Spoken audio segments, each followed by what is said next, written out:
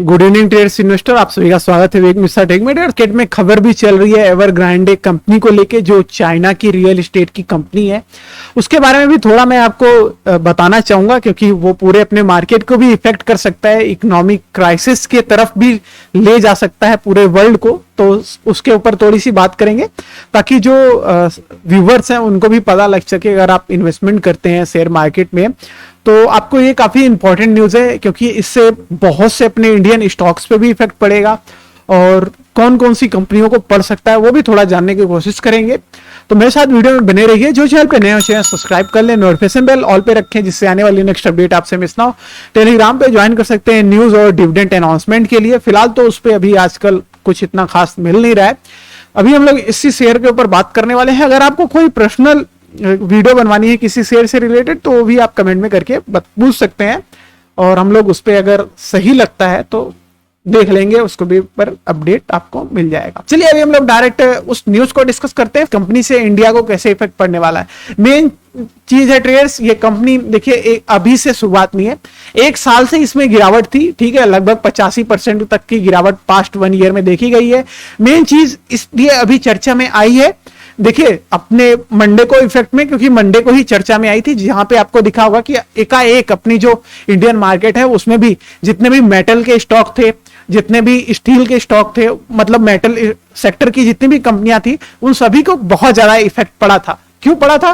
क्योंकि एक real estate company आ जाती है ये चाइना की, जिसको अभी बहुत ज्यादा डेब्ट पे करना है, जिसकी वजह से अपनी इंडियन मार्केट में जो अपने डीलर्स हैं जो सेल करते थे चाइना में, जैसे स्टील के प्रोडक्ट, मतलब स्टील हो गया, आयरन हो गया, जो कि बिल्डिंग बनाने में यूज होते हैं, तो उन कंपनियों के इसीलिए अपना जो पूरा मेटल सेक्टर था वो बहुत ज्यादा इफेक्ट में पड़ा, और उसके साथ बहुत सारे और भी सेक्टर थे।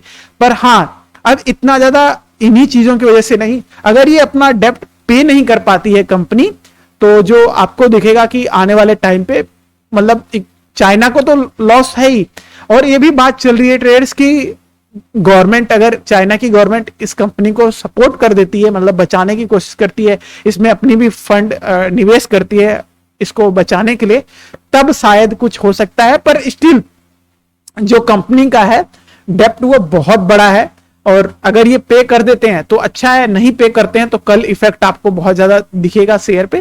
फिलहाल आज की बात करें तो ये अब से नहीं, आप देखिए इसमें खुद ही बहुत ज्यादा गिरावट रही है, तो ये अपनी इकोनॉमिक पे भी इफेक्ट पड़ेगा।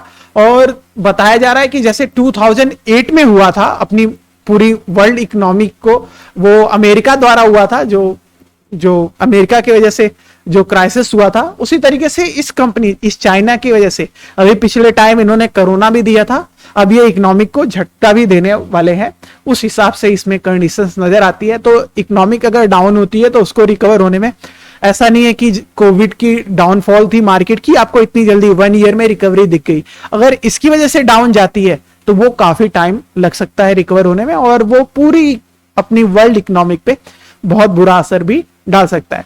पर अगर हाँ, गवर्नमेंट इनकी हेल्प करती है, चाइना की गवर्नमेंट इनकी कंपनी की हेल्प करती है, तो वो बेहतर होएगा। और देखिए इसी के साथ, क्योंकि कंपनी बहुत ज्यादा एम्प्लॉयज भी है, 1,23,000 से ज्यादा लोग इस कंपनी में काम करते हैं।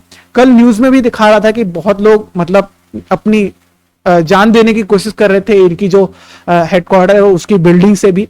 तो ये इसीलिए काफी ज्यादा चर्चा में है कंपनी, और इफेक्ट डालेगी।